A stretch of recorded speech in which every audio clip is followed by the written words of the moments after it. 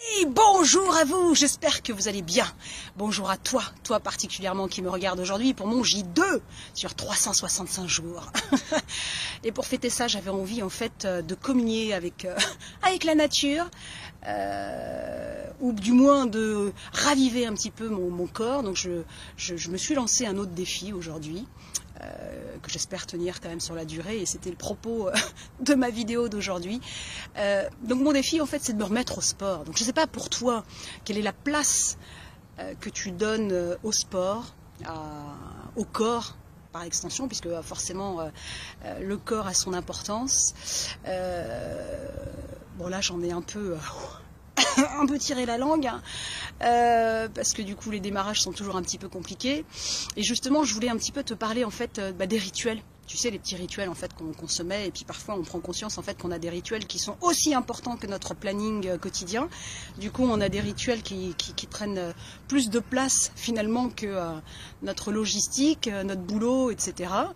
Je voulais un petit peu savoir toi comment tu réagis, hein, quand tu fais pas ton rituel. Tu sais, tu te lances un petit peu ce truc là, cette intention, cette motivation de dire ok, je vais me faire tel rituel tous les jours, coûte que coûte. Je me lève à 5 h du mat pour pouvoir tous les faire, parce que si de toute façon je me lève à l'heure habituelle, j'aurai pas le temps.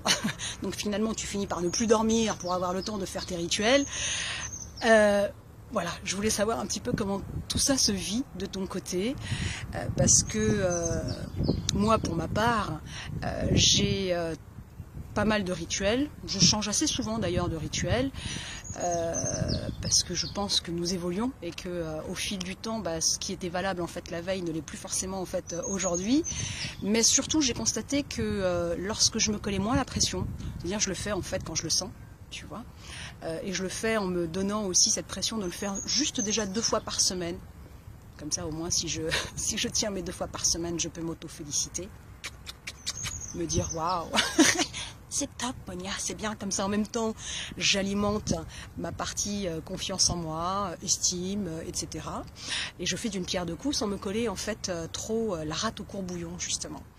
Et c'était un petit peu de ça dont je voulais te parler aujourd'hui, d'y aller un petit peu cool avec toi, de te lancer des défis, certes, mais en même temps en connaissant aussi tes limites, et de jauger finalement ce qui te convient ou pas, et surtout de ne jamais oublier en fait que tout ça, ça doit être relié à l'essence même de ta joie.